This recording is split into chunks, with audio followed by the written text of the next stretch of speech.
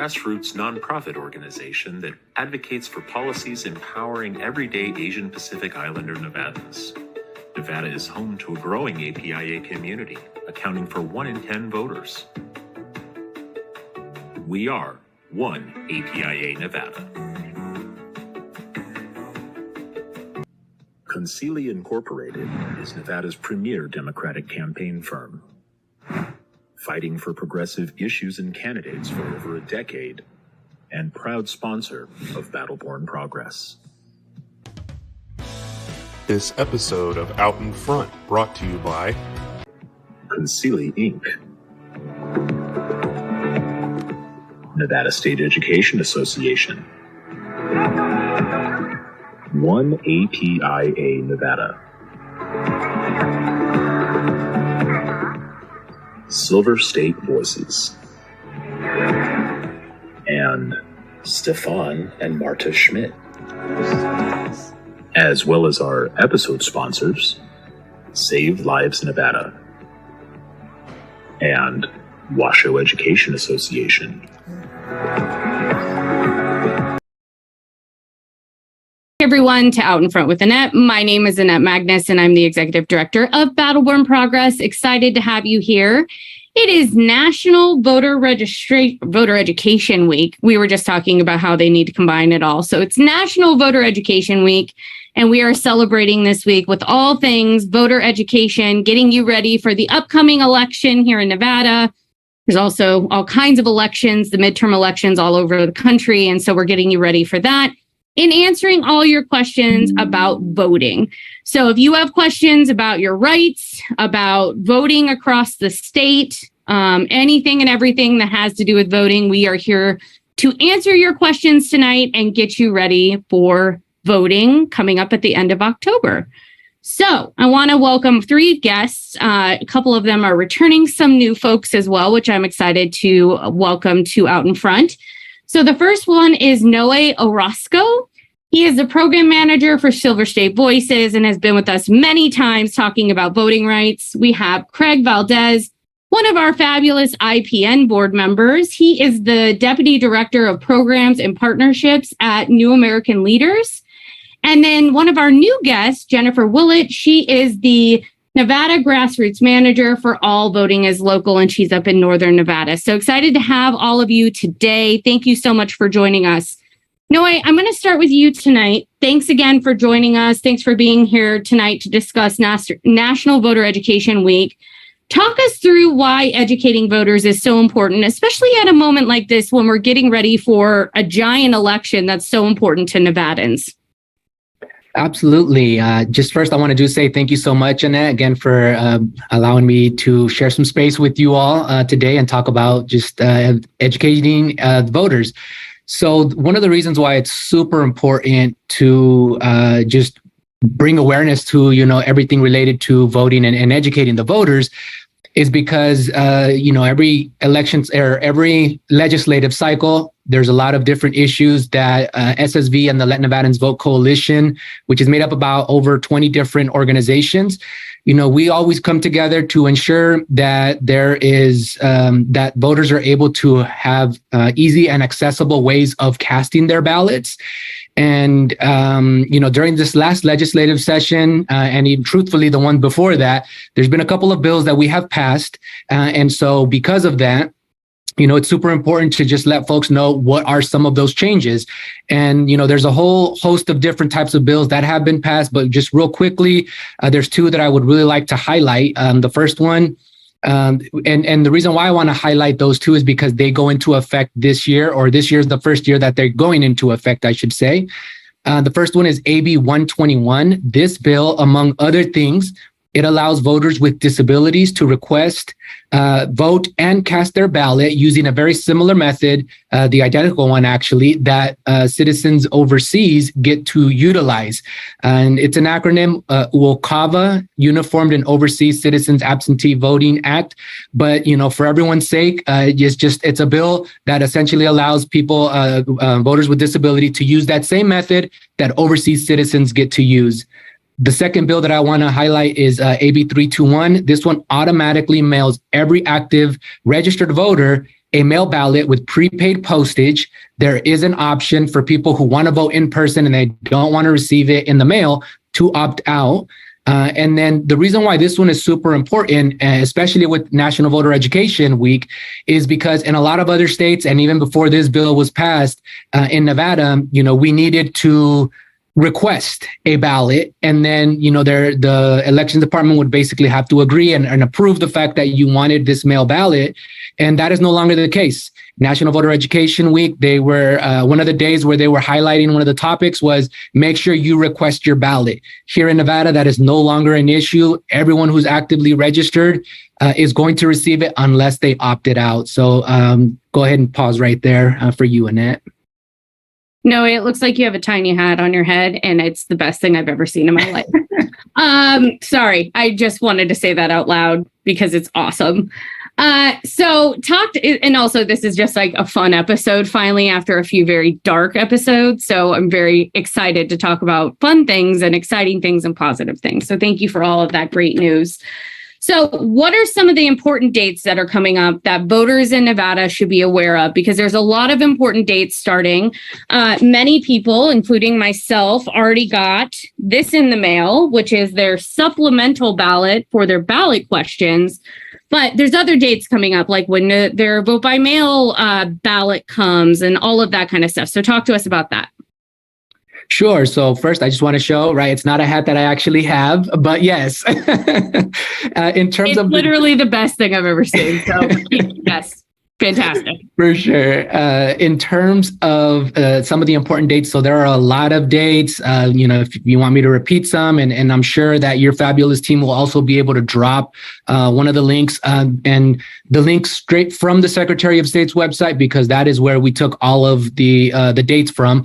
But the sample ballots, if they are not already, in a lot of the voters' possessions or in their inboxes, for Clark, the sample ballot should be going out tomorrow, actually. For Washoe, again, according to the Secretary of State's website, the sample ballot should be out by the 19th of October. And then in terms of the in-state ballots, the official ones, they are required to be sent out 20 days before Election Day, which is October 19th. For anyone who is a Nevada voter that is currently outside of Nevada for whatever reason, those ballots had already been sent out. I want to say over a week ago. It was on September 29th. And then in terms of registering to vote, if anyone still wants to register with any of the awesome partners that we have, ACDC, Las Vegas Indian Center, Chispa, these awesome partners make the road, then the 11th, which is this Tuesday coming up, I believe, is the last day to be able to register with that standard voter registration form. After that, if anyone still wants to register to vote and receive that mail ballot, they would have to do it online. And the deadline to do that is the 25th of October. And then just real quickly, just want to highlight the first day of early vote is Saturday, October 22nd, and it runs all the way through November 4th, which is a Friday. That Saturday, Sunday, and Monday, there is no ballots, there are no sites open. And then Election Day is the 8th of November, which is Tuesday. Yeah, I want to just reiterate that because I think it's so important. I know you and I often are out in the community and we get a lot of questions about that.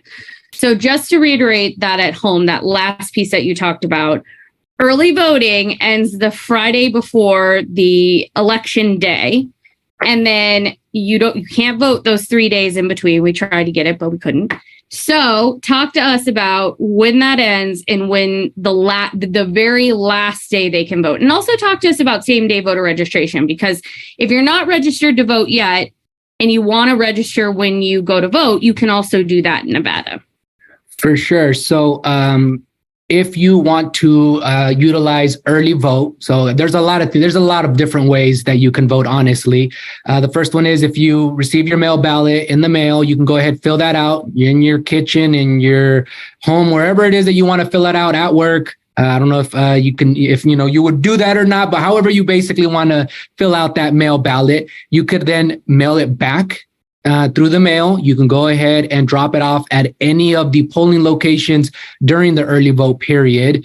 And then if you do not want to do that, Again, the 22nd of October, it's a Saturday. The 4th of November is a Friday. It's 2 weeks of early voting every single day, including the weekends, between the 22nd of October till the 4th of November. You can go to any of the polling locations in Clark, if you are registered in Clark and Washoe and in all the other counties. And you can go ahead and drop off that mail ballot. You can go vote in person if you would like. If you forgot to opt out of the ballot of the ballot being mailed to you, you can go to the polling location of your choice during early vote and tell them, here is my ballot. I forgot to opt out. Maybe you just chose not to vote by that method, at the last second, and you give it to them so they can basically take into account that you are not voting twice, because that is illegal. And then you go and you vote in person during early vote. If you never received it, if your dog ate it, whatever happened, and you decide you want to vote in person during early vote, you can still do that. You would then just have to basically sign a form with the election worker saying that you are not going to vote twice because it is illegal. And then to the last point, Annette, in terms of same-day voter registration, if you were nonpartisan and decided, hey, I actually wanted to switch to some other party, or if you were from another party and you said, you know what, I want to be nonpartisan and I completely forgot to do that, or you just never registered, you can go to any of the polling locations in your county and you can go ahead and tell them that you want to do same day registration. They register you right there, and then you cast your ballot. And one of the things that is often said is that, that's how you can essentially vote twice. And there's all this other fake information being thrown out there. But if you do the same day voter registration, they have to verify that you are who you say you are and all your information is adding up before they even count your ballot. Awesome. Thank you, Noe. We're going to come back to you in just a minute. I have lots more questions for you on all things elections and polling locations. We're getting some great questions in the chat. So for folks watching at home, make sure you like this program, share it with your friends, share it on Facebook, Twitter, Twitch, YouTube, all of the places you're watching right now, because we want as many people across Nevada to get this information about voting this week ahead of going to the polls later this month. All right, I want to bring in Craig. Craig, welcome to the show. Excited to have you for your very first Out in Front. I can't believe it. Talk to us about being an election protection volunteer. That's one of the things we need most right now. I know Noe and the Silver State Voices team are recruiting election protection volunteers across the state. BBP is helping with that. Many of our partner orgs are helping with that. What does it take to be an election protection volunteer, and what is it like to actually do that? Because it's a super important position. Yeah, thank you, Annette. First and foremost, I do want to echo what Noe said. Thank you for having me on, Annette. It feels great to be here and to also, share a little bit about me and the knowledge that I bring to this space. And so thank you for having me. Election protection is something that I didn't actually know existed until I started as a volunteer in 2020. It was the first time, that was my first election cycle actually as an election protection volunteer. This is my second time doing it, my second cycle doing it. And I will say that it taught me a lot of things. The first one, especially as an individual, gave me a newfound respect for the work that election workers do throughout early voting and election day to help protect and preserve our democracy and our fundamental right to vote. And so as a volunteer, I helped educate me on a lot of different intricacies of registering to vote, how to vote early, how to vote absentee and or vote by mail, how to vote on election day, and navigating polling place issues. I think that is the number one thing that I learned a lot about over these last two election cycles. And it's something I'm still learning how to do. I think most of the time as an election protection volunteer, I'm told, if you don't know the answer to a question, that's okay. Just call your captain to help answer the question or so they can get back to you and give you the correct response. So that's really helpful for me. But I think, at the end of the day, we want people to vote. We want to make sure that their right to vote is protected and secure. And so when people are denied or turned away at polling locations, we want to make sure we capture that data and inform the appropriate folks. We also want to monitor approximate wait times to inform the public better. I think there are tweets that go out that let people know the wait time at Desert Breeze is this time, the wait time at this other voting location is this time. As an election protection volunteer, I care strongly about making sure that people have accessible voting wait times. And so being able to check that every hour on the hour to better inform the public is a great resource for them. We also provide snacks and water to everyone who is waiting in line to help them feel more comfortable about waiting in line. It's hot in Las Vegas. Every time I go out and vote, or every time I go out and volunteer, a lot of folks are very thankful that there are snacks and water available for them so that they are comfortable throughout, as they wait in line. And then, of course, we report any suspicious activity that goes on.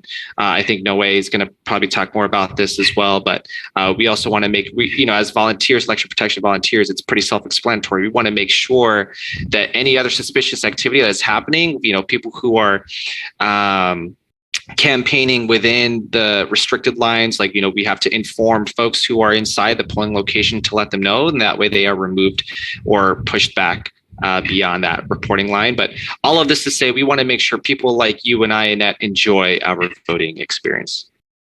And I will say the elections department takes election protection volunteering very, very seriously and maintaining the rules and regulations that they set forth for election protection volunteers. In fact, your better half was at my polling location during the primary, and I made the grave mistake of trying to say hello, and we both got in trouble. So they take the rules very seriously at these election sites, at these polling locations, and the election department does an excellent job both here in Las Vegas and Clark County. I know Washoe County does an excellent job as well. So, it's really important to have election protection workers, not only, looking around the lines and making sure people don't pass out in line from the heat and giving them water and snacks, which, by the way, is legal in the state of Nevada. You can give out water and snacks in the state of Nevada. We are not Georgia. But also being on the inside and watching what's happening at those polling locations. And anybody can do that. You can also go and observe at the elections department. They're now going to let that happen in Washoe County and here in Clark County.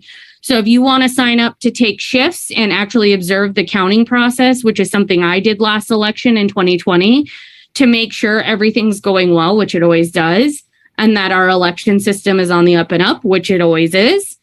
Those are things that you can sign up to volunteer for as well through Silver State Voices. The link is in the chat right now, folks. So if you want to sign up to be an election protection volunteer with Silver State Voices and all of our fabulous partners, do that in the chat now. We need your help statewide. So it doesn't matter where you're at, which county you're in. We absolutely need your help right now. So Craig, I want to stay with you for a minute, and I want you to talk to us about why it's important for people to volunteer in their communities with community organizations. Especially at a time like this, a lot of people are tapped out. They feel burnt out.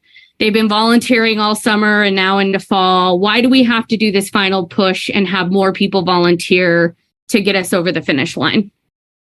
Yeah, Annette, that's a great question. I think, and you raise an important point, right? It is a stressful time for us, especially as we are very close to Election Day. So I want to first talk about why volunteering is important, the benefits of volunteering, because the short answer is that volunteering is good for you, right? Volunteering provides the physical and mental rewards, and being able to focus on something or someone other than yourself helps interrupt these stressful or stress-producing patterns that many of us are experiencing up until Election Day.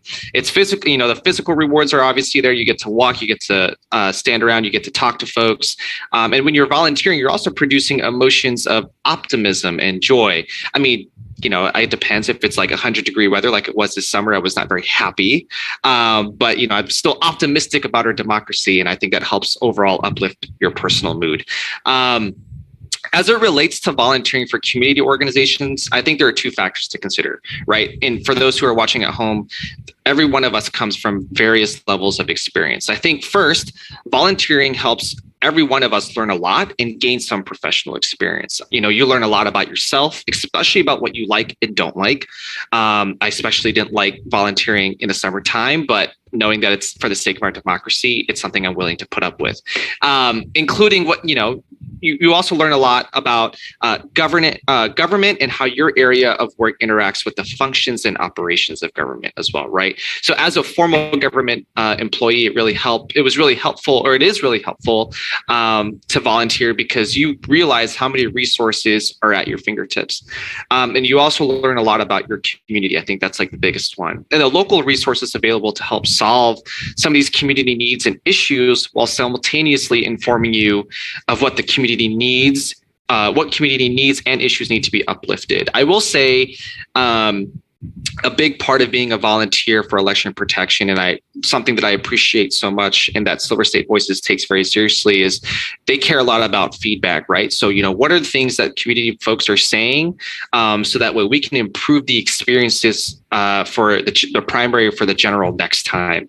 And so you get to learn a lot about yourself, learn a lot about government, and learn a lot about the community.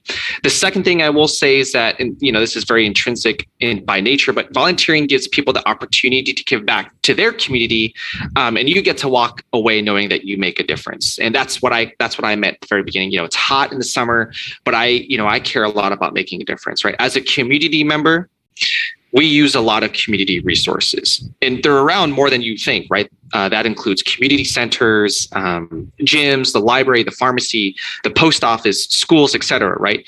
Being a volunteer means that you get to support these community resources so that other people can benefit from them too. And I think that makes all the difference. I mean, that was beautiful. Thank you. I agree with you. I think it is such a rewarding experience to fill these volunteer shifts. It's actually one of the things I look forward to most during the election cycle, is going out and being able to do some form of election protection or observation. So highly recommend it. I love doing it in 2020. I will say, anytime you volunteer with us, Silver State Voices, any of our organizations who are on the call tonight, it is in a nonpartisan way.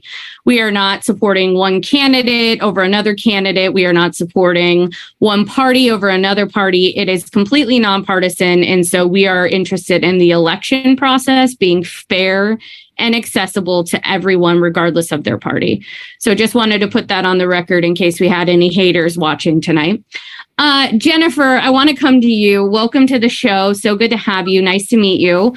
Tell us about All Voting is Local, the good work that you're doing up in Washoe County, and what All Voting is Local is working on right now across the state.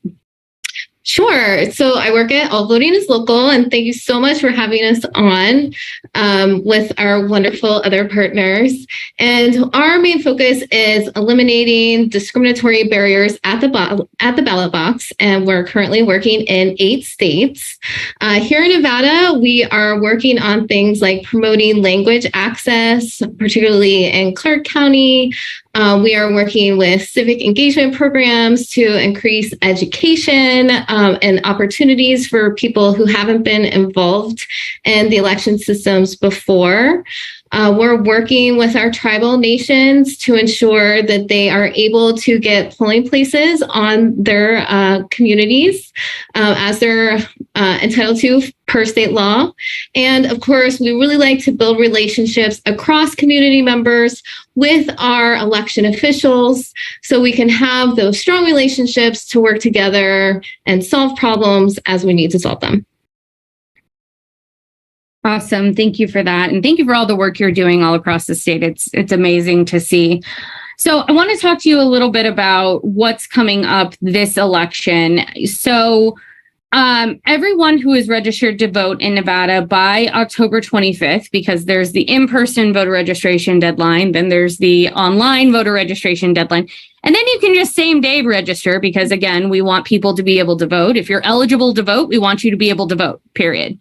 So if you're registered to vote in Nevada by October 25th, you will automatically receive a mail-in ballot with prepaid postage. You don't need anything except one thing. Make sure you're registered by October 25th at the address where you live. Importantly, mail-in ballots cannot be forwarded. So talk to us about that process and why it's so important for people to understand that process and be able to participate. If you want to vote by mail, you need to know if you're registered early so that this way you can participate by voting by mail. Otherwise, you can also show up and vote in person. So talk to us about all of that. Sure. So you can, like Noe said, you can show up the same day on the election day, November 8th, register and vote. So if you need to do that, that is available to you. With the mail-in ballots, we need a little bit more time, and the election departments need to print them out and send them to you. So that deadline is October 25th to receive your mail-in ballots. And you need to make sure that you are registered where you live, because the mail-in ballots cannot be forwarded at all. But once you receive your ballot, you can turn it back in as you find convenient. You can send it back that same day. You just need to have it postmarked by Election Day on November 8th for your vote to be counted. And I wanted to go over just a few technical details as well. So make sure that when you have your mail-in ballot, you fill it out in pen. You'll then have 2 envelopes to put it back in: the secrecy envelope so people can't see how you voted, and then the return envelope, which, as Noe said, has postage on it. And then you'll want to make sure to sign your ballot where it says to sign it. So ballots without a signature cannot be accepted. But if you forget to sign it or you're not sure, don't panic. If something is wrong, the election department will reach out to you with instructions. And they might do this because your signature looks weird or, like it doesn't match your files. So again, just follow what they say to fix it. And if you're concerned about this, you can track the status of your ballot on the county's website, which will also alert you to if anything needs to be fixed. So all of our partners love voting by mail because it's super convenient, and we're so fortunate in Nevada to have this option. But again, that deadline of October 25th to make sure that you're registered at your address is really important, and to make sure you have it back in the mail by Election Day. Okay, so just to kind of double down on this point, Jennifer, because voting by mail is relatively new to Nevada voters. It came about, it's been other places forever, like Oregon, and it works, it's safe, it's secure, it's a really great system. And it's a nice hybrid system for Nevadans to have additional ways to vote. But for folks who are newer to the vote by mail process, or maybe haven't used it yet and might want to try it this time, which they should, what are some of the things that folks may not know about voting by mail that they should know before they use their mail-in ballot? Sure.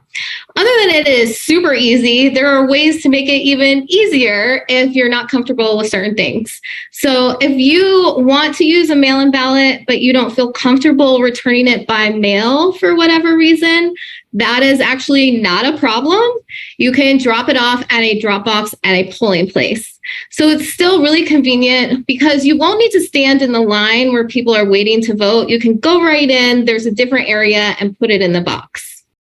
Now, there's another option too. If you're unable to drop off your ballot yourself, or, you're not sure where to go, you can ask a friend to deliver your ballot to the ballot box or put it in the mail for you. That is absolutely legal, and it's intended to make this as flexible as possible. And then we have some other cool things with mail-in ballots. If you live in Washoe County with me, you're going to automatically receive a ballot in English and Spanish. In Clark, you have some options. You need to request a ballot if you need it in Tagalog or Spanish, and you can do that by contacting your election department. I have the numbers if we can put it in the chat. For Spanish, you'll need to call 702-455-3666. And for Tagalog, you can call 702-455-7871. Awesome. And we'll make sure that's in the chat. Just a reminder for folks watching at home, we will take any of your questions. If you have voting questions, now is the time to get your questions answered by all 3 of these fabulous experts tonight. We want to make sure you understand all of the options you have to vote this election cycle: north, south, rural communities. So ask your questions in the chat. There are no dumb questions when it comes to voting. So make sure you're putting them in the chat and we will get your questions answered tonight. And again, share this with your friends. Facebook, Twitter, Twitch, YouTube. We want people all across the state of Nevada to have good, clear, accurate information when it comes to your voting rights and the voting systems we have in this state. So make sure that you're sharing this widely. Annette, would I be able to add something real quick? Of course, no way. Jump on in. Thank you so much. And it's to the point that Jennifer had mentioned that I really just want to underscore. Jennifer had said that, if you feel more comfortable, either you or whoever you designate to drop off your ballot, there is a separate location, as Jennifer mentioned. And one of the things that often happens, and at least in my experience with being one of these monitors, is that people see the line and they think I have to stand in line just so that I can drop it off. And then they figure, well, I'm on lunch, I'm doing some other stuff, errands, and I don't want to do that. And that's one of the things that the poll monitors can definitely help assist with, saying, no, you know what? You do not have to stand in line. There's a drop box here, or if they don't know where it is, they can then, talk to the workers themselves, but you do not have to stand in line. And I think that's just something super, super important to just continue, repeating to folks so that they don't get confused or think like, I don't want to drop it off because I see that there's a long line. No, I actually want to follow up on something you just said. It reminded me of some of the testimony during the legislative session that we worked so hard on.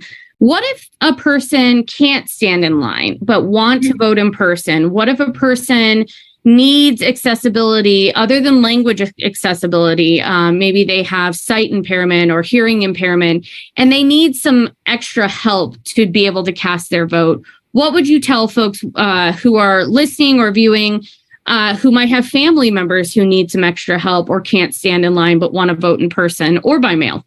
Sure. So for those that want to vote in person, but just cannot stand in line, as Craig had alluded, right, during the summer, it was really hot and just that heat exhaustion.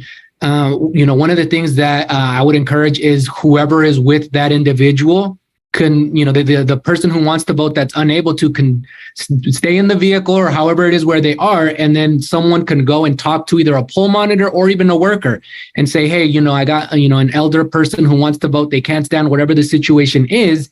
And then from there, the worker can definitely guide them. I know when I was a poll monitor in 2020, there was a couple of individuals who they just couldn't stand, and they were able to go to the front of the line and then be able to cast their ballot, and they didn't have to wait in line.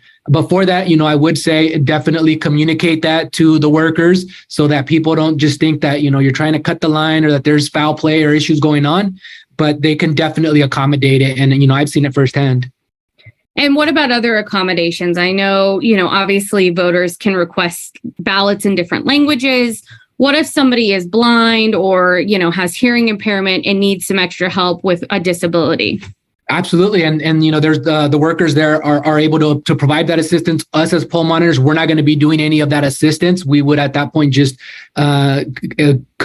connect the individual with the worker and letting them know, hey, this person would like, to vote, and here's their situation. And then from there, the worker themselves would be able to assist and be able to help them in whatever that is. If it's that they're visually impaired, if the language is different, then, the elections department would essentially take over from there and they would be able to assist. Awesome. Thank you for that.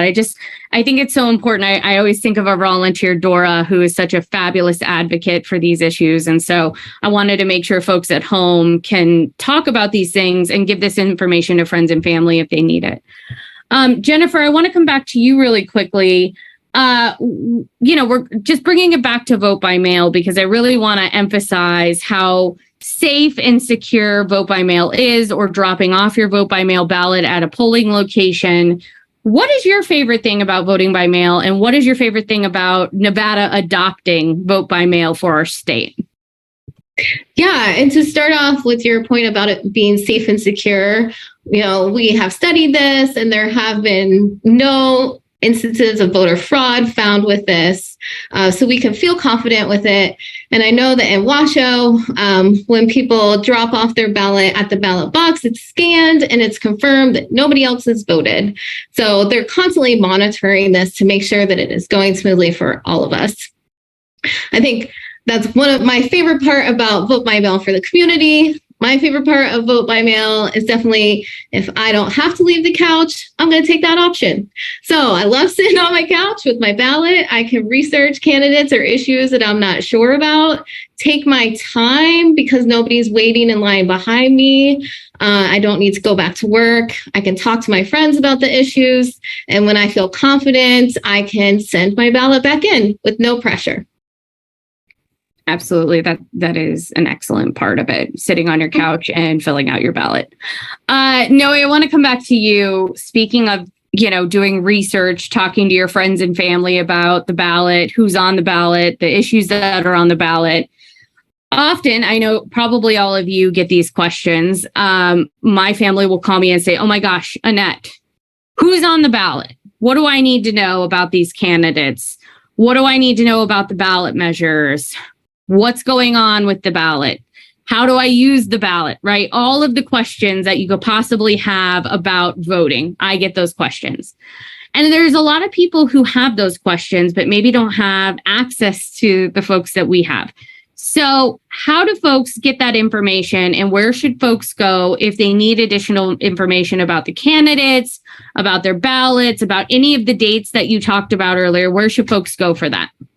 For sure. Thank you so much, Annette. And for that, I was just thinking of when you were asking about the important dates. And I was like, that's a whole lot of information, a lot of dates where you just start throwing them out. And you're like, wait a minute, early vote, was that the 15th? Was that the 11th, the 20th? You get confused very quickly. And one of the sites that I would encourage and would recommend to everyone to be able to go to is VoteSmart NV. I know your fabulous team, if they haven't already put that in the chat, they will do so. And the really good thing about VoteSmart NV is that it's a nonpartisan, voter guide. And it's a one-stop shop. It has all of those important dates that I had mentioned at the very beginning of this segment. As Jennifer had mentioned, right? If you're on your couch, you're trying to fill out the ballot and you're like, you know what? This ballot question or this candidate, I don't remember who they were running against or what they were talking about. You go to VoteSmart NV and you can see all of the candidates that are running for that specific office and the responses. One of the things that I do want to just really reiterate is that it's nonpartisan. These questions, it's the exact same question that was sent out to all of the candidates. If there is no response, if there is no picture, that's because the candidate chose not to participate in it. And, however the person responds, the candidate, they basically just copy and pasted the responses in there. So if there's any typos, any issues and all that, it's all basically the candidates. So VoteSmart NV is the location that I would really encourage folks to go because right there, it'll be able to have all the important information to make you a more informed voter whenever you are filling out your ballot. Yeah. And just to be clear for the folks at home, it is in the chat. We just put it in all the different chats on YouTube, Twitch. It'll be on Twitter, it'll be on Facebook in our chat, but it is votesmartnv.org. Again, that's votesmartnv.org. And it is a completely nonpartisan voter guide. We did this with all of our partners at the Silver State Voices table. We came up with questions. We sent them out to every single candidate, regardless of their party. We've followed up with them 100,000 times via phone, via email, via text message, you name it, and given them all an equal opportunity to fill it out and answer in their own words, as Noe said. So if somebody didn't fill it out, that was on them. We asked them many, many times. And again, it's regardless of their party. We asked everyone. So, Noe, what other information is on the votesmartnv.org website? What other information can folks find now on there? Because I know we just added some new maps and things like that. For sure. Thank you. Thank you for bringing that up. So, one of the things that I had been thinking about initially was just the ballot questions is one for sure that got added because obviously in the primary that wasn't there because the questions, hadn't already been finalized, at least not to my knowledge. So one of the really cool things that I like about the VoteSmart NV website is the second tab. And for, when people are looking through it, it's voting in the 2022 general elections. Scrolling all the way to the bottom, there are some maps that have for Clark early vote. for Washoe Early Vote, as well as for Clark Election Day, and Washoe Early Day. And it has every single polling location for, whatever I had just mentioned, whether it's early vote or election day. And the really cool thing about this is that if you click on any of the locations, you can do a directions to here. So if I'm at my house and I want to actually drop off my ballot or actually vote, and I don't know where the closest polling location is, I can go to VoteSmart NV, go to where that tab was, where the resources is, and then type in my address, and it'll show me where the closest polling location is. If I live on the east side, but I work in the north side, I can do the exact same thing. And wherever I work, or if I'm at the grocery store, I can type that in and it'll tell me where the closest location is. And one of the things that I really do want to highlight again is that each of those polling locations and those maps that we got was taken directly from the Clark County Elections Department and the Washoe Elections Department. We also have some for the rest of the 15 counties. We're just trying to figure out how we can go ahead and incorporate it in there. But we are trying to be as inclusive as possible and ensure that we have these maps readily available for everyone, so that they can essentially type in their address and be able to find out where their closest polling location is. And that's all in the VoteSmart ND website. And the website is in multiple languages. If you hover over the language tab on the far right-hand side of your screen, you will see you can translate it into a variety of different languages and get it in the language of your choice, because we all believe in language accessibility here. So if you need help in other languages, or if you have family or friends that do, send them this website. It's votesmartnv.org. Again, share it far and wide. It is a nonpartisan voter guide with tons of information on it to make voting easier for all of you. So thanks for that, Noe. And we'll plug that again at the end so you all can share with your friends and family as well. Noe, I want to get to this last question for you, and then we'll open it up to some viewer audience questions after Craig and Jennifer. And we're getting a lot of viewer questions in the chat, so keep your questions coming. We want to answer all of your questions tonight when it comes to voting and voting rights across Nevada. So what are some other ways to get involved this election cycle? I know Craig talked a little bit about this earlier in the program, but I think it's important to emphasize this again, because we absolutely need volunteers, not only in every one of our organizations right now, but we need it for Silver State Voices and the election protection work y'all are going to be doing this cycle. So talk to us about some other ways to get involved right now. Sure. So as Craig had mentioned, being a volunteer is definitely one of the ways that you can do that. And, if you have a pretty good following on social media, one of the things that I would really, really encourage, this week is National Voter Education Week. And Silver State Voices and the coalition partners, they're having a day of action tomorrow, because tomorrow's topic for National Voter Education Week is essentially leveling up your engagement. And so, one of the ways that you can do it, and I'm not sure if your team has already done it or not, because your team is phenomenal, Annette, so they're always a step ahead of me. But there is a link that should be dropped there if it hasn't already been dropped. And it's very similar to like a Twitter storm for those who are familiar, right? The only good thing, or the really good thing about this is it's through Organize, and it pre-schedules already the tweets. There's a couple of and on Facebook, it has a couple of messages there and some graphics. And we really, really are encouraging folks to participate in this day of action, because as Annette had mentioned, we are really looking for a lot of these volunteers, just so that they can help ensure, that there are no issues at these polling locations. And that is one way that you can participate without having to be actively there on Facebook or Twitter, participating through this day of action. The second way that I'm sure it's already been dropped in there, but again, just being an election protection volunteer, Craig already mentioned it. I just want to reiterate. The volunteers, they do a couple of different things, but the three that I really just want to stress is you're monitoring the lines. And one of the ways that you can do that, if there is a pretty big line, I would say, hey, I would go up to Craig if I see that he's the last person in line voting, and I would ask him, what are you doing? How's it going? What brought you out? And then when he actually goes in the booth, when I started talking to him until he actually goes into the booth, I see how long that was, and then how long did it actually take him to vote when he walks out. And that is one of the ways that we are able to monitor the lines. We're not just arbitrarily saying, hey, you know what? It's about an hour. And then the second thing is, if there are any issues, as Craig had mentioned, if a voter is turned away for whatever that reason is, the volunteers try to approach them and ask them, what is it, the issue that was happening, and try to keep them there so that we can then communicate that, to people that would be able to then reach out to the elections department to try to reconcile whatever that issue is. And then the last thing, of course, as Craig had mentioned, just handing out snack bags and waters. And as Jennifer mentioned, it is legal in Nevada.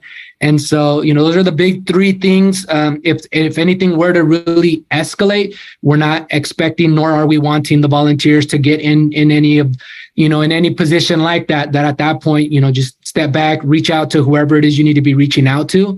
But really, really would just encourage folks to sign up. I couldn't agree more. And again, I have volunteered many of the previous election cycles. It's super rewarding work. And making sure all Nevadans who are eligible to vote have accessibility, and making sure that they can exercise their right to vote, because it is a right in this country if you're eligible to be able to vote. It's super rewarding, and we need your help. So we are making the hard ask. We need every single one of you. If you are not doing anything during early vote or on election day, we need you now. So please sign up in the link in the chat. We need every single one of you to help us with election protection work. And, they pay you in chips and smiles and good feelings. So that's the best we can do, because, we're a nonprofit. Craig, I want to come back to you. We talked a lot about volunteering and why it's so important to volunteer in your communities across the state. How do you plan to offer support this election cycle as we near early vote and election day? What does that look like for you? Great question. Thank you, Annette. I want to quickly do a plug for the work that I do, because we've been doing it since February of this year, and as an organization, I've been doing it since 2010. So at New American Leaders, and for those who are watching at home who don't know who we are or what we do, we're a national nonpartisan nonprofit organization, and we prepare and empower anyone who identify with the immigrant experience to run for office. So earlier this year in February, we hosted our Southwest Regional Training in person for the first time in 2 years at SEIU Local 1107. And shout out to Battleborn Progress and IPN for being one of our partners for our training. And, we taught participants from states such as Nevada, California, Arizona, New Mexico on how to run or how to own, how to run for office, but specifically how to own and share their power and their authentic stories, and to connect with voters, and to fundraise, and to create a winning campaign plan. And so at New American Leaders, we know and we believe that our democracy should work for all people, not just the wealthy, white, or well-connected. And that's why our organization is changing the narrative around quote unquote politics as usual. And so as an organization, we went on to host 5 other trainings across the country this year. Our C4 affiliate, New American Leaders Action Fund, has endorsed many of the candidates who are participating in our programs this year, including 8 candidates in the state of Nevada in the primary, and a few more to be announced for the general. In my personal capacity, and what viewers can do at home, is, I have been donating to candidates that I believe in. I have been participating in phone banks, text banks, but I think, and for all of the candidates who are also watching at home, the most amount of help that they need right now between now and election day is door-to-door knocking and canvassing, right? So I want to ensure that the folks that I support this election cycle, and the folks who truly represent our communities and our communities' issues are elected in November. What if folks don't want to work with candidates? I talk to many people who, are not in this work because necessarily the candidates, but they're in this work because they want to protect our democracy and protect voting rights.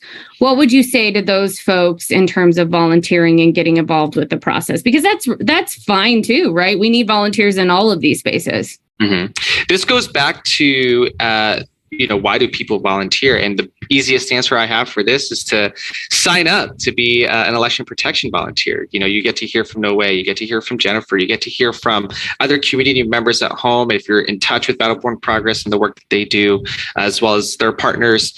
If there is an organization that resonates with you, or there's an organization that you care, an issue that you care a lot about that is tied to an organization that you care about, contact them and find out if they are taking volunteers. And that way you can tie yourself to an issue and learn more about an issue, and that snowballs right into learning more about yourself, learning more about government, and learning more about your community. And we put the link in the chat, Craig, but I love New American Leaders. I think it's an excellent program. Many of our staff members who are immigrants have gone through it. Talk to us about how folks get involved with your program, because it's a nonpartisan program. Anybody can go through it. And what it takes to be a part of New American Leaders. And just for those at home, the link is in the chat. So if you want to get involved, it's there too. But tell us more about your program. Yeah, so folks can, if you click on the link that is provided, it'll take you to our homepage. You can sign up to be a volunteer on our homepage. But the best entryway to our program is keeping an eye out after Election Day in November to be there when our program calendar is released for 2023. I can't share any spoilers on this call as of right now, but we do plan on having 5 trainings next year as well.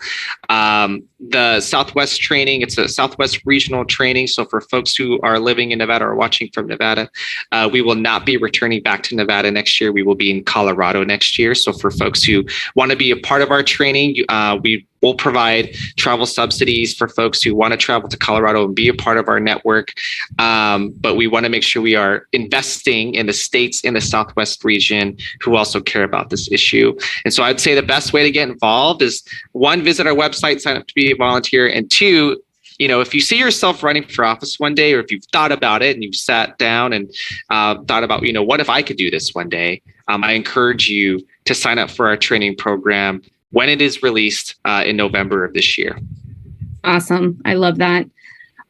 Okay, Jennifer, I want to come back to you, and I'm going to ask everyone this question as we kind of wrap up and get to audience questions. So if you have questions about voting, now's the time to put them in the chat. We want to hear from those of you at home and answer all of your questions. There are no dumb questions when it comes to voting. So if you want to know something about the voting process here in Nevada, now is the time to ask those questions. So Jennifer, can you talk about the importance of understanding all of the options for voting? Because honestly, what works for me may not work for you, or vice versa. And we want to make sure people understand we have a hybrid system in Nevada and you can choose what's best for you. Sure. So we're really fortunate in Nevada to have a ton of different options for voting. We can vote by mail, we can vote early, and we can vote on Election Day. And the reason we have all of these options is to make voting as convenient and accessible as possible for everyone to have their voices heard and an opportunity to vote. But each option has a little bit different components to it. So like we've talked about, if you need a mail-in ballot, you need to register by October 25th. If you want to vote early, your closest location might not be the same location as you're used to on Election Day, and the hours might be slightly different. So really understanding these differences is helpful to you to figure out what's going to work best for you and fit voting into your life the easiest.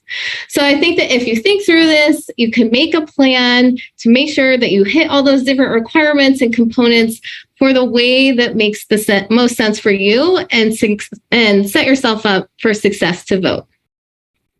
So I want to talk about that, because I think people always think it's silly to say, oh, make a plan to vote. But studies have actually shown if voters actually talk to somebody and make a real plan about voting, they are more likely to go and vote. I know during the primary, I always wait until election day to vote because I want to be able to get all the mail from all the different candidates because I'm like that.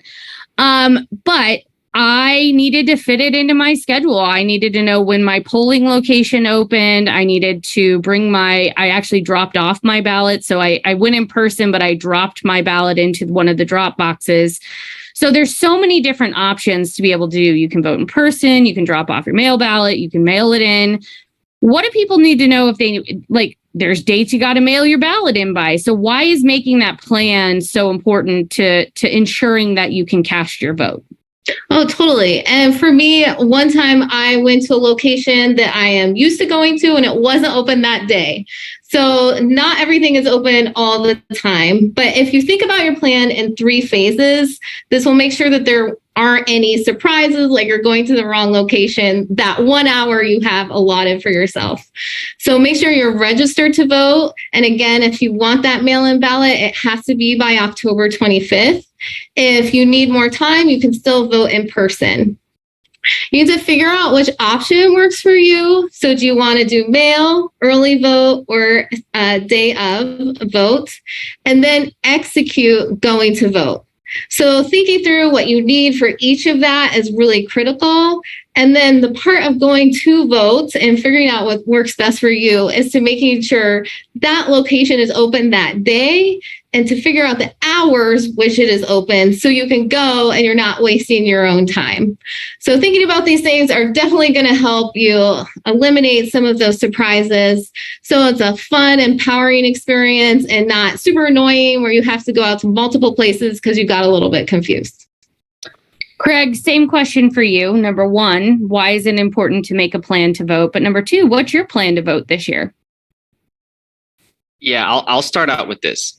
Even the best laid out plans to vote are useless unless you actually go out there and vote, right? In the same way, if you plan to go see Bad Bunny, you also need to show up and go see Bad Bunny. And so there are multiple factors that Jennifer had already pointed out, right? Like, are you going to vote in person or vote by mail / drop it off? Do you have a time to vote? Do you have time to vote early? Are you going to vote or are you going to vote on election day? Do you have a ride to the polls or do you need someone to take you? Do you know who and what you're voting for? But I think the biggest question to ask yourself is why do you or don't you vote? I think many people vote because they're for or against an issue or a candidate. Other people vote to ensure that, there's high voter turnout to help with access to elected officials or to have more of a say in decisions that affect our community. But I think, the personal reason why I vote is because I see it as an investment in our community and the people who live in it. My parents are immigrants to this country. They immigrated here in search of a better life. And while the life they live now is better off than where they came from, that doesn't mean their quality of life is necessarily better.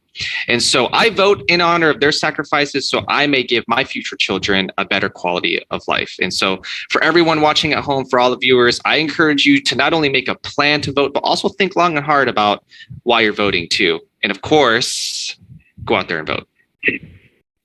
And for those of you who are old and don't know who Bad Bunny is, that's a rapper and a singer, just so you know. Wanted to put that out there because it was in the chat. Anyways, I only know because I saw it on everybody's Instagram the other night when Homie was here. So yeah, there's that. Noe, and we're going to ask people at home, if you're watching, share your plans in the chat of what you're planning to do this year, how you're planning to go vote. What is your voting plan in the chat? We want to hear from you. So put that in the chat now. Don't be shy. We want to know your voting plans. Noe, talk to us about how folks can create their plan using votesmartnv.org and why the website is so important to also making your voting plan. Sure. So I think it all should start with the VoteSmart NV website, because again, if you are trying to be as informed as possible, you want to be ensuring that you are knowing and seeing and understanding, essentially who is running for what offices. And the VoteSmart NV website, it has just that. It has all of the information, the questions that were asked to the candidates, and it has them in their own responses, the way that they responded. The other thing that's important about the website, as Jennifer had mentioned, with the 3 ways that works for her, is that website has all of the important dates. If you're trying to ensure that you have that ballot and you're able to vote by mail, you need to know what is the deadline for you to be able to request or to register to vote and be able to still get that mail ballot. The 25th is the last day, but you would go to the VoteSmart website, VoteSmart NV website. You'd be able to get that, and then once you figure out all the information as to when you already hit all the deadlines, and then now who you are going to be voting for. The next thing would be, now where is it that I am going to go vote? Is it going to be just a drop box? Is it going to be voting in person? And as we had mentioned, the second tab in that website at the very bottom, it has all of the polling locations website for be able to get that. And then once you figure out all the information as you are working, when you already hit all the deadlines, and then you're so used to going and who you are going to be voting for, the location closest to your house. Now, where is actually I am going to go? Questions. Don't want to get ahead of myself in that, but in terms of if you want to in person, can you essentially vote only in the location and the precinct that you are in? And the answer is no. So as I had mentioned, if I live on the east side and I work on the north side, I can go to any polling location in Clark County and vote in person or drop off my ballot.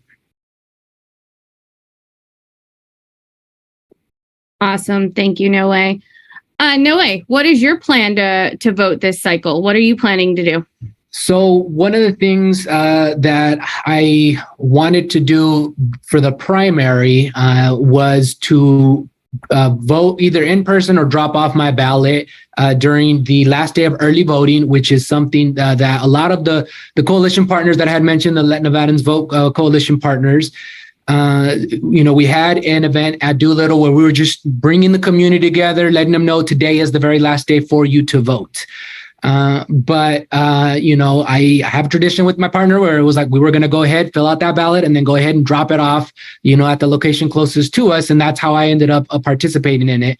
And I feel like maybe starting another one now, saying like that's what we're going to do in the primary, and in the come the general, I'm gonna have to opt out of that one and be able to vote on the last day of early voting with all of the different partners in community, with that event that we're hoping to have for the general election. Awesome. Jennifer, did you share your plans to vote up in Washoe? No, I'll be doing my mail-in ballot from the couch, of course. And then during election days, early vote through election day, I will be supporting election protection as well as a volunteer, which is really, really fun. And I'll give another plug to it that we need volunteers. It's a rewarding experience and it's sure to be action-packed in Washoe, as I'm sure Clark. Never a dull moment. For those watching at home, if you're curious, don't worry. I've got a plan myself because I fought so hard alongside so many of these fabulous folks during the Nevada legislature to get vote by mail, because I fully believe in having all the options to vote. I like doing the drop off, as many people are putting in the chat. I fill my ballot out at home with my husband, and then I go and he goes, because we like to take our picture out in front of the polling location with our I voted stickers. I swear, Nevada has some of the best I voted stickers out there. So I love to go get my actual I voted sticker from the polling location and then wear it around. And I always drop it the morning of election day, like I said, so I can get all the mail. Because I'm like that. I'm nosy like that. Okay. So make a plan. I have a plan. As you can see, all of these fabulous folks on here have a plan. Even the people who work in this have to have a plan, especially people who work in this have to have a plan, because oftentimes we're the ones out there doing the work. So we extra have to have a plan to make sure that we can cast our vote as well. Okay, so we have a lot of viewer questions coming in. If y'all will hang with me for just a few more minutes, because I do want to get to our viewer questions, because there's some great ones. The first question, and I think this is super important, Noe, I'm going to come to you for this. And I know there's a couple examples that we can give, but Lisa asks, are the drop boxes secure?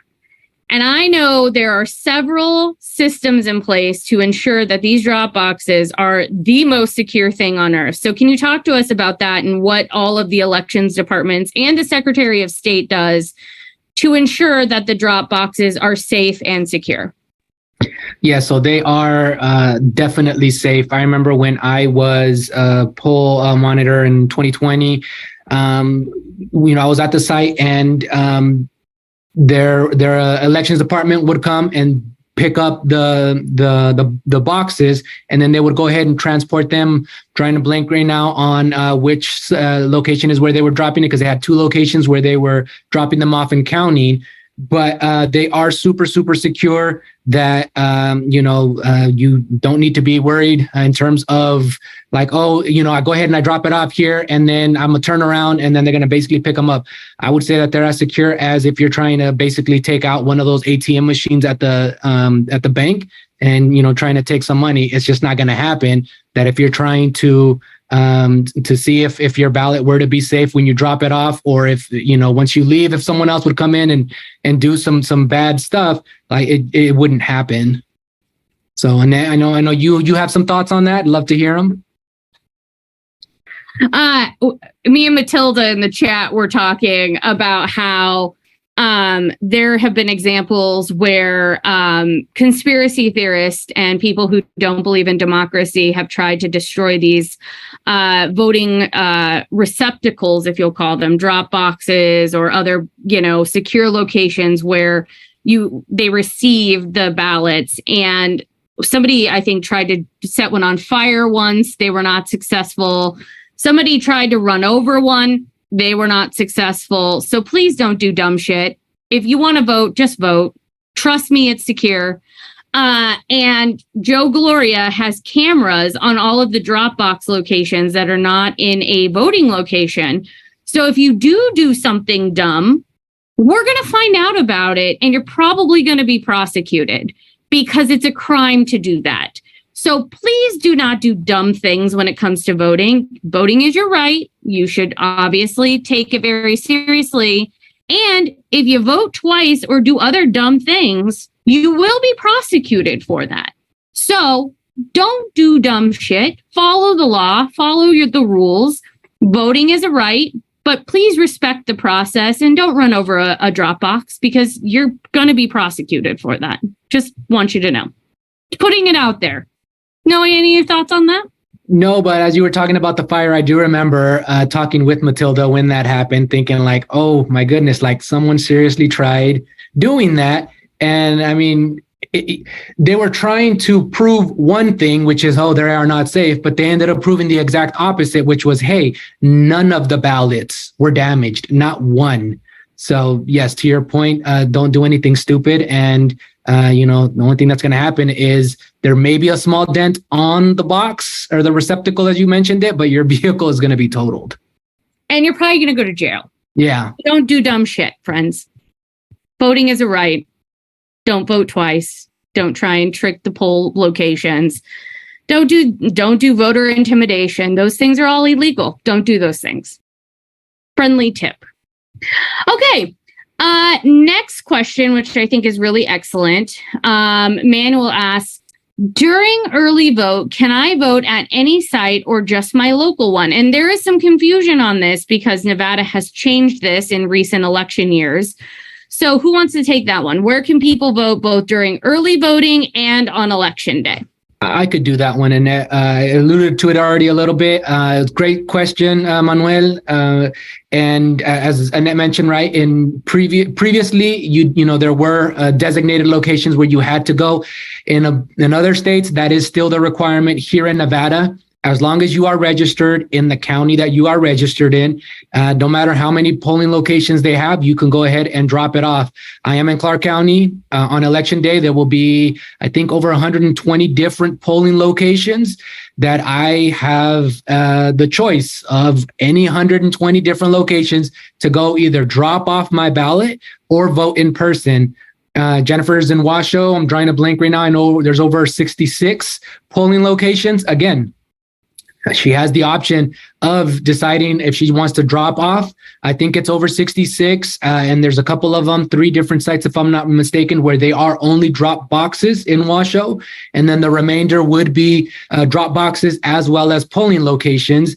And, as long as you are registered in that county, it don't matter how many polling locations they have, you can go during the early vote period, 2 weeks, again, from Friday the 22nd of October to, from Saturday, the 22nd of October to Friday, November the 4th, you can go ahead, drop off your ballot, vote in person, only one way, however you want to do that, or on election day. It doesn't matter, if it's the one closest to your house or the one all the way clear across town. Yes. And just to follow up on that, Noe, another question from Manny. Can you explain the difference between a long-term early voting site and a temporary or short-term early site, and where we can find that? And I think we have the answer for that. Yes. So in terms of the answer, go to votesmartnv.org. That would be the one location I would encourage you to go. Second tab at the very bottom, it has the early voting locations as well as the election day ones for Clark and for Washoe. The other one that you can go to is to the Clark County Elections Department for Clark County, and the Washoe County Elections Department if you're in Washoe, and then any of the 15 other counties if you are there. But the difference between, and it's another good question by Manny, in terms of long-term early voting site, basically what that means is that during the first 2 weeks of early voting, that location is going to be open every single day. And I think one of the perfect examples is the East Las Vegas Library. That location is a long-term voting location, which means from the 22nd of October till the 4th of November, you can go there. The hours may vary a little bit during early vote and at different locations, but every single day, it's going to be open. You can go drop off your ballot or vote. Walnut Recreation Center is a short-term one, which basically means that it is only going to be open for 2 days. And I believe that is the 3rd of November and the 4th of November, which are the last 2 days of early voting. And those hours, again, they will vary. And then Election Day, obviously, all the sites are open from 7 to 7. But the East Las Vegas Library, it's an early voting location long-term, which means, right, from the first 2 weeks, it's going to be open. But on election day, that the library is not a voting site. So that's why it's super important to know if it's a long-term or a short-term. Because if you go to the Clark County Elections website and you type in Walnut Recreation Center, it's going to show that it is a early voting location. But if you go on the first day of early voting, there's not going to be you're not going to be able to vote there. And so that's really the difference between the early vote, long-term and short-term. I think another great resource people forget about is you get your ballot guide, your sample ballot ahead of time in the mail. So folks in Clark County have already got their mail ballot supplement ballot questions, which explain all the ballot questions right here. You should have already gotten it in the mail. Both me and my husband already got this in the mail. But your sample ballot that comes to all voters across Nevada from your individual counties, in the back of your sample ballot, there will also be all of the early voting sites and the dates that they are open, and the election day sites and the dates that they're open. So don't forget, you have that sample ballot as a resource as well. There's lots of great information in there from your individual counties.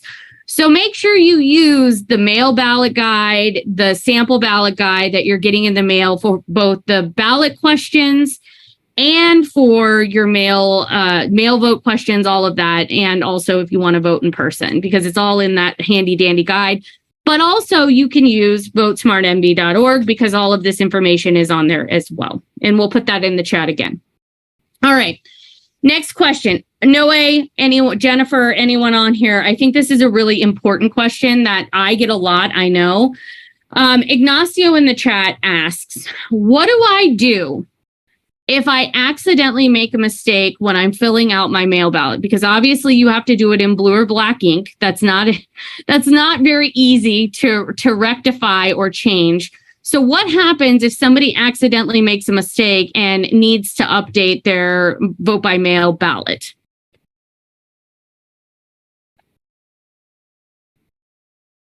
I don't want to hog all the space, Annette, so I'm pausing. Jump in, Noe. So you can request, a ballot. If you ended up screwing up and then you're like, oh, you know what? Maybe I'm running already short on the deadline to basically get my ballot. You can go to any of the early voting locations and be like, hey, I want to actually vote in person. And then the elections department worker would put I can't remember what exactly it said, but it basically voids your official ballot. And then you can go ahead and vote in person as the alternative or the backup if, you ended up screwing up and you're just running too close to the deadline of requesting the. I think that's a really important point, Noe, because, the election deniers want to say, oh, well, this person can vote 15 times, which is not real. Or you get the mail ballot, you vote by mail, and then you can vote in person. Illegal, number one. But also, number two, that's not a real thing that can happen. So talk to us about the importance of, number one, surrendering your mail ballot if you plan to vote in person, physically vote in person. But number two, there is checks and balances built into our system in Nevada to ensure that nobody votes twice. That is a completely false thing, that narrative that's out there. Yes, that's very true. So the first one is surrendering your ballot basically means, that you decided you did not want to vote by mail or, with the paper ballot that was mailed to you. And as I had mentioned earlier at the beginning of this conversation, which was if you never received it, you go to the elections, you go to any of the polling locations and you tell them that you never received it. You will have to sign basically a note that is stating you will not vote twice because that is illegal and you will go to jail if you do it. The second thing is if you actually received it and you chose not to vote by that method, bring it with you just so that it makes it easier for the elections worker. And then they would go ahead and basically put void, whatever it is, the term that they're using, but they basically would say that it is no longer, viable. They put it separately in a different location. And then again, they make you sign, the information that you are not going to be voting twice. And then you go and you vote, in person there. One thing that I do want to also just stress is, let's say you recently had updated your voter registration and you went from one political party to nonpartisan. And, in the primary, you were to get the wrong ballot. Again, you would be able to surrender it and say, this is the actual ballot that I want to be doing. And if you were to go and update your registration to using same day voter registration, again, as I had mentioned, your ballot and your vote will not be counted until the elections department verifies that all your information is accurate. And then there was the second question, and then I got really into it. I don't know if you want to remind me. Honestly, no, I don't even remember it. All right, so we're good with that. My brain is mushy. It's 6:21 in the evening. I've been working since 7 a.m. It's mushy now. No way. Jennifer, I want to come back to you. You also had another note on if somebody makes a mistake on their ballot, but I also wanted to ask you, is there Angeline asked this in the chat, is there a place where we can see wait times at polling locations live? And I will say, folks at home can monitor the BBP Twitter. We are live tweeting it. Silver State Voices is tweeting it. Other groups that we're affiliated with are tweeting it. Yeah, no way I'm on it. But what are some other places, Jennifer, that people can look for times as well? Yeah, you can look at right on your county website. So in Washoe and Clark, you'll look at the registrar. In maybe more rural counties, it might be the clerk's website. But I know from my personal experience in Washoe, it's really well up to date with a map. So you can see if something really close to you is a lot less busy and just head over there. And that's another thing you can do as a poll monitor as well. If it's really, really long line and people don't want to wait and you know that something not very far away has very few people at, because you can monitor that on your own, you can help direct people over if that's something that they want. And then let's go back to if they make a mistake on their mail ballot, there's another. So no way is 100% right. You can do it that way. You can go surrender your ballot, do that. But there's another way to also take care of the issue too. Yeah. You can surrender your ballot, like Noe said, and you can just cross out the name that you didn't mean to vote for, and then fully fill in the circle of the person that you do want to vote for, and that is sufficient. The one thing that you don't want to do is use like whiteout on it. Just cross it out because the whiteout messes it up. Yep. So there are options for this. So if you don't feel comfortable doing that, because I'd be wigged out doing that, I would just probably take it. I'd take it to my polling location and just make sure it gets recorded accurately. Yes, and I do want to add one thing in terms of the SSV, the IPN, and the BBP Twitters. Definitely, I do encourage folks to do that. But just to further add to the validity of it, I'm trying to blank on when it was, but my boss was talking about it not too long ago, where there was that election cycle that I think it was the Clark County essentially had said that all the polls had closed, but that wasn't the case. And we actually had poll monitors at the location, that last location. And we were able to, put it on social media saying like, hey, this location is actually still open, had some pictures showing that it was still open. The county ended up correcting that. And, even some of the news outlets were then looking, to, the coalition partners, ensuring, when it basically closes. So, I do also encourage folks to follow those accounts and all of the other partners. Absolutely. All right, everyone. So happy National Voter Education Week. Again, we're doing a tweet storm tomorrow. Make sure you're participating. It'll be up on the IPN page, the Institute for Progressive Nevada, our 501c3 page. It will also be up on the Silver State Voices page. All voting is local here in Nevada. All of our different partners follow along with that. We will have it up. I want to say thank you to our special guests, Craig, Noe, and Jennifer tonight for sharing all of their wisdom and insight about Nevada's voting process. I can't wait to go and vote this election cycle, mostly because I can't wait for the election cycle to be over. But I'm super excited always to go vote. So looking forward to that. Make sure you follow along with us on votesmartnv.org. Again, we'll put it in the chat for you. But share that with your friends and your family and your neighbors. Read up on what the candidates had to say in their own words. Again, if a candidate didn't answer, that's because they chose not to answer, not because we didn't ask them. We asked all candidates of all parties, all backgrounds. So if they didn't answer, you can call them and ask them why. If you need additional information, we are always here to answer your questions about voting. You know where to find us. We'll also put the hotline numbers in the chat as well. Noe, can you talk about those hotline numbers one more time and what they do in case somebody runs into a problem at the polling locations? And Jennifer can help as well. She talked about it too. Yeah, absolutely. So in terms of like the EP hotlines, if it's in English, it would be 866-OUR-VOTE, which is 866-687-8683. And I'm actually looking at it, which is why you see my eyes going up. And then if it's in Spanish, it would be 888-VE-Y-VOTA or 888-839-8682.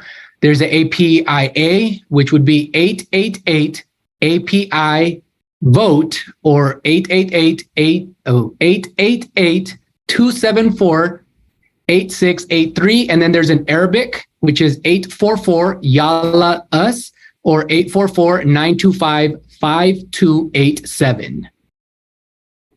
Awesome. Thank you for that. So lots of different ways to make your voice heard, like we talked about tonight. You can vote by mail, you can vote in person, you can drop off your ballot, all kinds of ways. There is same-day voter registration in Nevada. So if you need to update your voter registration, you can do that now ahead of time, or you can do it at same day. But so many different ways to make your voice heard. So do not sit out this election. We need every single person who is watching tonight to go and vote, cast your ballot, and make sure you're participating in this upcoming election cycle. Also, make sure all your friends and family are registered to vote. It's a family affair at these organizations. Tell your friends, tell your family, be that annoying person that makes sure every single human you know who's eligible to vote gets out and actually votes. So I want to say thank you to all of our fabulous partners for being on this with us tonight. 2 quick plugs because we got a lot going on this weekend and I want to make sure people know what's happening in our community, at least down here in Southern Nevada. It's Pride. So we are so excited to be participating in both the parade tomorrow night. We will have organizers out there. We will also be tabling at Pride on Saturday. We're super excited. We'll have a booth there. BBP will. So come out and visit our booth at Pride this weekend.